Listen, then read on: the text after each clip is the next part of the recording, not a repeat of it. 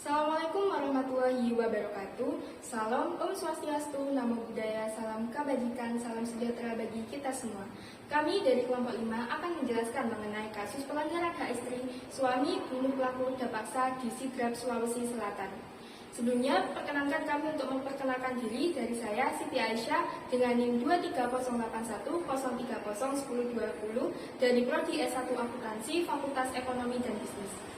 Saya Nifadila Firdaus dengan NIM 230810301024 dari Prodi S1 Akuntansi, Fakultas Ekonomi dan Bisnis.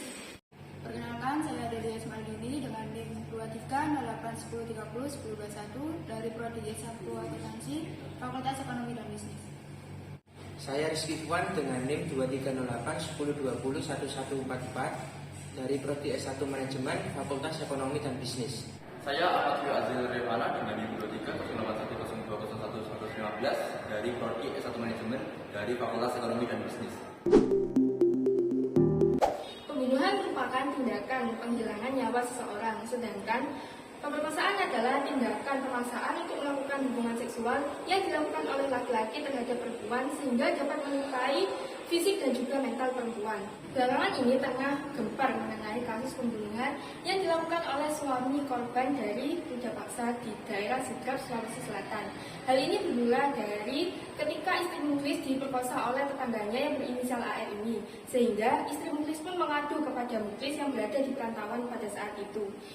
Mendengar hal ini, Muklis pun emosi dan berkeinginan untuk membunuh AR ini, sehingga Muklis meminta bantuan istrinya untuk mempertemukan dirinya dengan AR ini, di mana sang istri mengajak ketemuan dengan AR, dan pada saat bertemu itulah Muklis pun membunuh AR ini.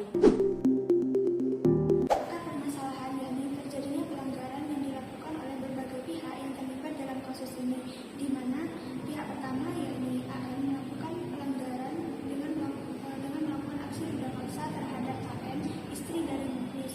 Tentu saja tindakan tersebut dapat dikatakan sebagai pelanggaran hak asasi manusia.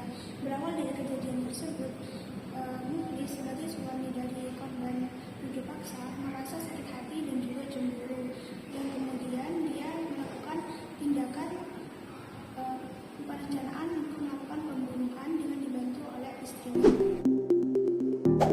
Dalam kasus ini terdapat beberapa pelanggaran yang terkait, antara lain pertama pemerkosaan. AR melakukan pemerkosaan yang melanggar hak korban secara fisik dan mental, di mana dijelaskan dalam pasal 286 KUHP tentang pemerkosaan. Yang kedua, pembunuhan. Suami korban Muklis membunuh pelaku pemerkosaan yang melanggar hukum dan hak atas kehidupan, di mana dijelaskan dalam pasal 338 KUHP tentang pembunuhan. Yang ketiga, senjata ilegal. Muklis membawa badik ilegal yang melanggar hukum bersenjata, di mana dijelaskan dalam pasal 1 Undang-Undang Nomor 12 Tahun 1951 tentang kepemilikan senjata api dan benda tajam. Yang keempat, pelarian dari polisi. Muklis melarikan diri dari polisi yang melanggar hukum, di mana dijelaskan dalam pasal 480 KUHP tentang pelarian dari polisi. Yang kelima, pencabulan dan pelecehan seksual. Terkait dengan kekerasan seksual, melanggar hak privasi dan martabat korban, di mana dijelaskan dalam pasal 281 KUHP tentang pencabulan dan pelecehan seksual. Yang terakhir, pembunuhan berencana. Sang istri korban pemerkosaan terlibat dalam perencanaan pembunuhan bersama suaminya. Kasus ini melanggar beberapa hak dan kewajiban. Hak yang dilanggar sesuai dengan Undang-Undang Nomor 39 Tahun 1999 yang mengatur tentang hak asasi manusia.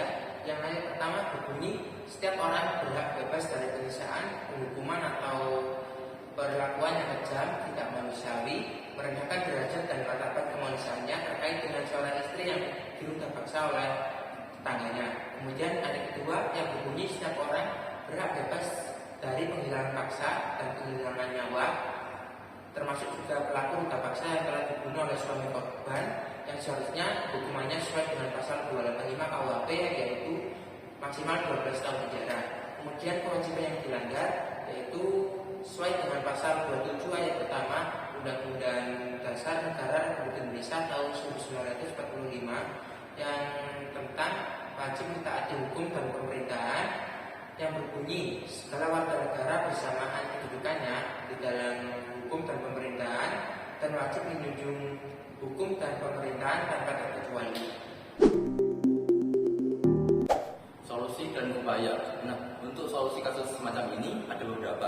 Yang pertama adalah melaporkan kepada polisi. Nah, yang kedua adalah ikuti proses hukum, yaitu biarkan pihak berwenang yang mencari bukti dan menentukan apakah pelaku bersalah atau tidak melalui bukti yang telah ditemukan. Yang ketiga adalah hindari main hakim sendiri, karena main hakim sendiri bisa memperpanjang kasus dan memperumit proses hukum yang akan terjadi.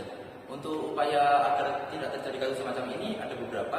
Yang pertama adalah lakukan pendidikan seksual kepada anak-anak dan remaja. Pendidikan ini juga harus mencakup tentang bagaimana cara mengenali dan cara melaporkan apabila terjadi kasus semacam ini. Untuk yang kedua, yaitu lakukan promosi terkait kesetaraan gender, karena biasanya kasus pemerkosaan kepada perempuan terjadi karena laki-laki merasa lebih superior daripada perempuan. Untuk yang ketiga, yaitu penguatan hukum, yaitu memperkuat undang-undang dan sanksi terkait pemerkosaan. Terima kasih atas perhatiannya dan mohon maaf yang sebesar-besarnya apabila ada salah kata dari kami. Wassalamualaikum warahmatullahi wabarakatuh.